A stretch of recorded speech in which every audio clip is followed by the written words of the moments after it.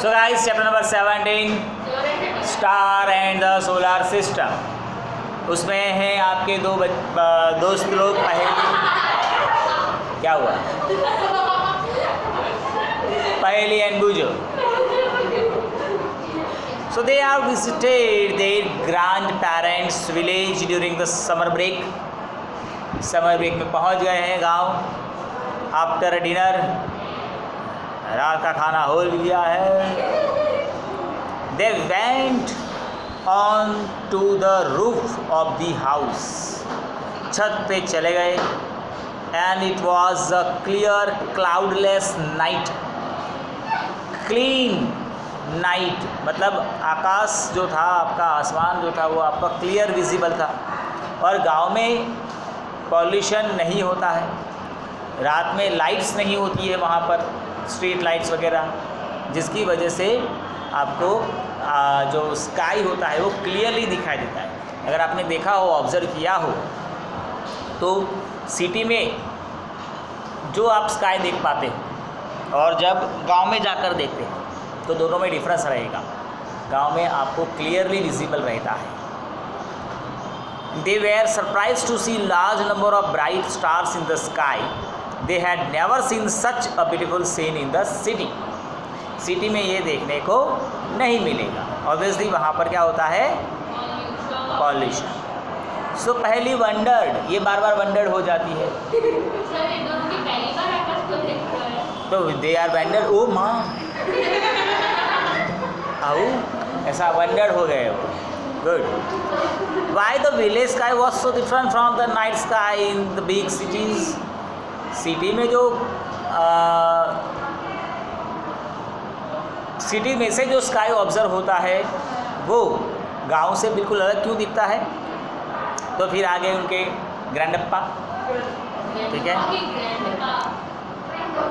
He explained that due to bright light, smoke and dust, the sky in big cities is rarely clear. क्योंकि light वहाँ पे ज़्यादा होती है, तेज़ रोशनी होती है, और स्मोक, डस्ट पार्टिकल्स, जिसकी वजह से ये स्काई जो होता है वो क्लियरली विजिबल नहीं होता है। He also identified some objects seen in the night sky and told stories. उनको कहानियाँ भी सुना दी associated with them. Night sky watching can be a fascinating experience at a place where there are no bright lights and the atmosphere is clear. तो अगर night sky को observe करना है तो इट विल बी फैसिनेटिंग, मतलब fascinating experience, मतलब एक अपना क्या बोलते हैं, एक अच्छा अनुभव रहेगा आपके लिए,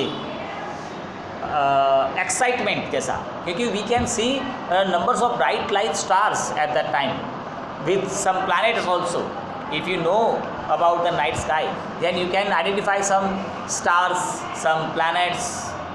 Okay, उनके जो आपने शायद लोअर स्टैंडर्ड में देखे थे, उनके पैटर्न्स जो बनती है, जैसे वो सप्तर्षि होता है, ठीक है, वो डब्ल्यू याद था शायद आपको, कैसोपिया ऐसा कुछ नाम था शायद, ठीक है।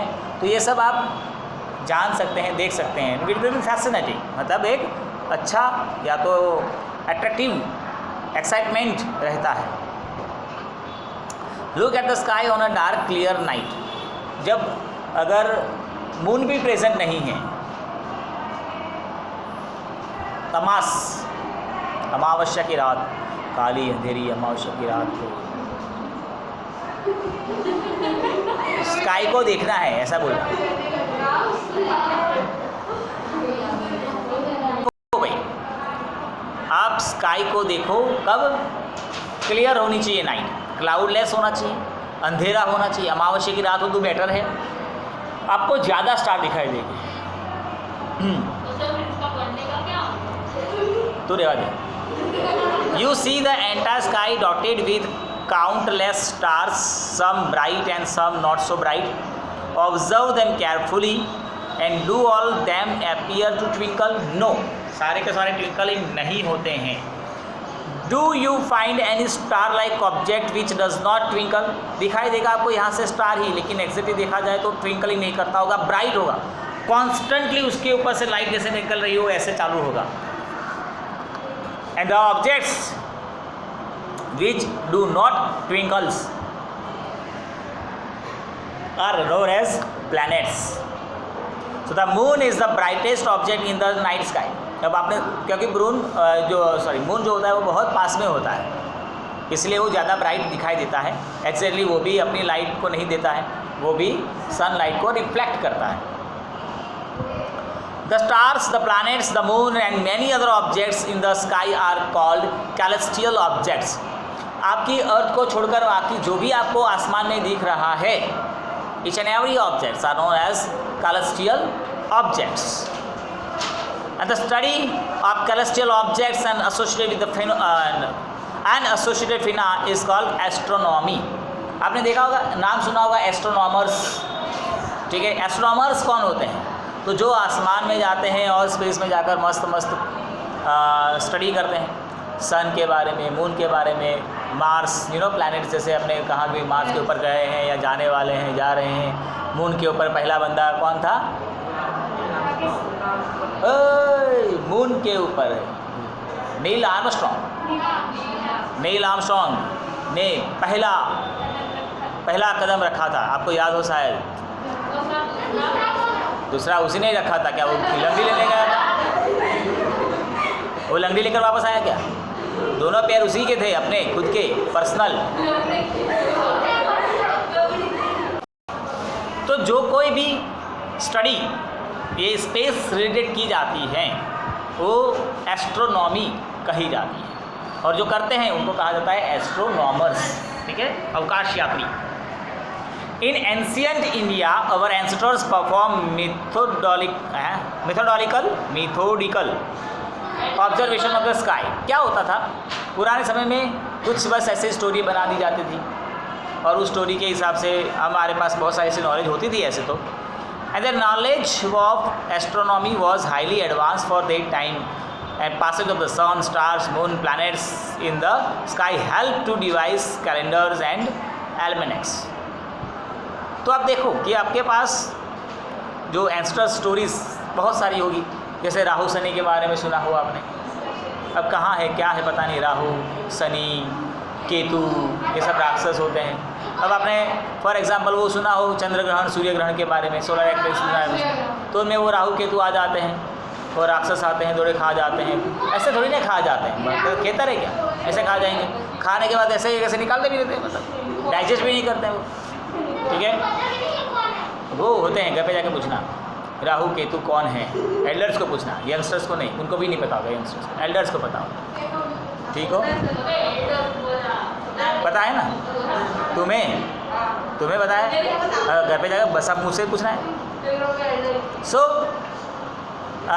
ये जैसे आपने देखा कि हमारा कैलेंडर्स जो होता है, ठीक है, संवत वाला हिंदू इंडियन, तो उसमें देखना क्या होगा कि आप सन और मून की जो गतिविधियाँ होती है उनके बेस्ड होता है. तिथि होती है ना, एकम, दूज, तीज, चौथ, ये क्या होता है तो वो मून के हिसाब से होता है. फिर देखो मून पूर्णिमा की रात आएगी, पूरा मून दिखाई देगा.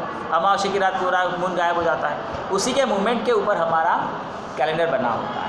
ठीक है, तो ये सब एल्मेनेक्स और कैलेंडर्स बनाने में हेल्प करते हैं.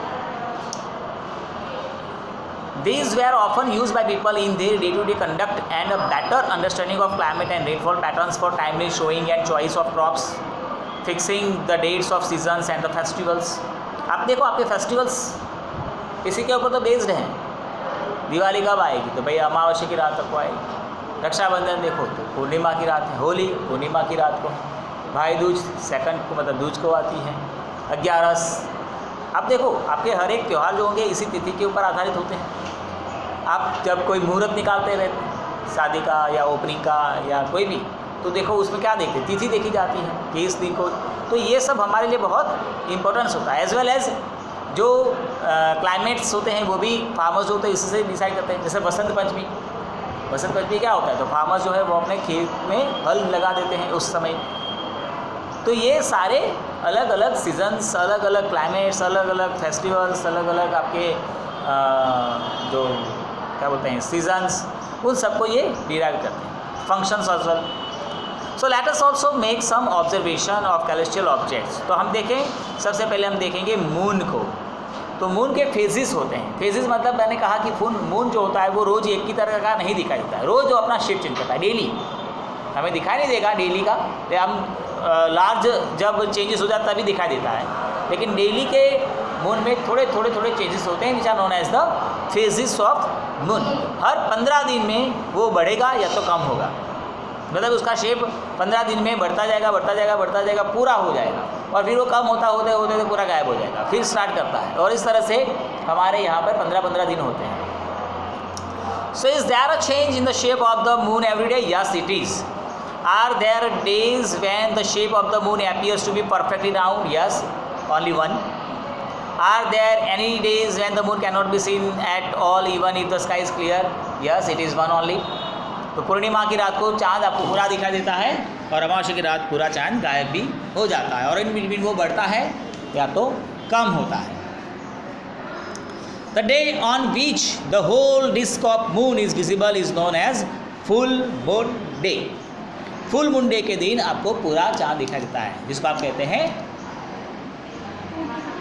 पूर्णिमा, पूनम हो।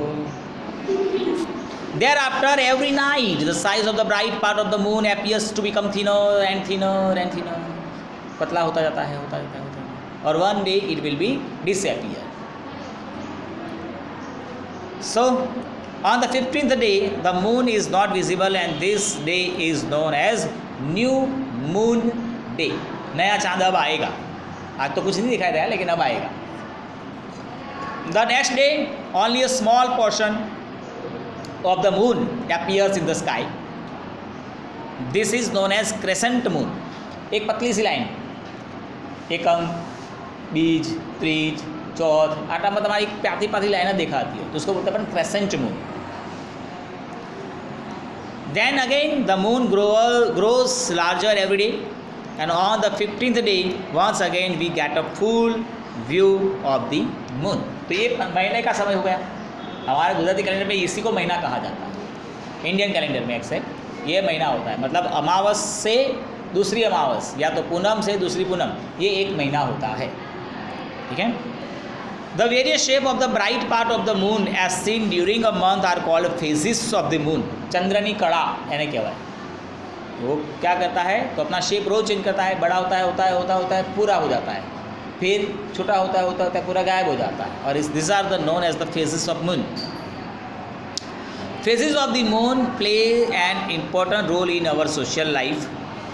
Almost all festivals in India are celebrated according to the phases of the moon. For example, Diwali is celebrated on the new moon day, Buddha Purnima, Guru Nanak birthday, या तो फिर जैसे हमने कहा वो क्या था, महाशिवरात्रि क्या थी आज? Mahashivratri celebrate on the 13th night of the waning moon आता है, वो पूर्णिमा को थोड़ी ना होता है, वो क्या रक्षाबंधन होता है। ठीक है, वो पूनम पे आते हैं। Mahashivratri celebrate on the 13th night of the waning moon, मतलब 13वां दिवस है। Eid ul Fitr is observe on the day of following by the sighting of the crescent moon. मतलब ईद जो होती है ना, वो बीजनो चांद देखा है ना, પછી નક્કી થાય, ધ્યાન રાખજો એવું હોય છે। बीज જોવે પેલા જે એમના મસ્જિદમાંથી હોય ને, वो देखते हैं, ऑब्जर्व करते हैं, और चांद दिखाई देगा उसके बाद उनका ये फेस्टिवल स्टार्ट होता है। मतलब वो their festival is depended on the moon only. Moon दिखाई देगा तो ही, अदरवाइज फिर नेक्स्ट डे चला जाएगा, अगर मून नहीं दिखाई दिया तो। ठीक है।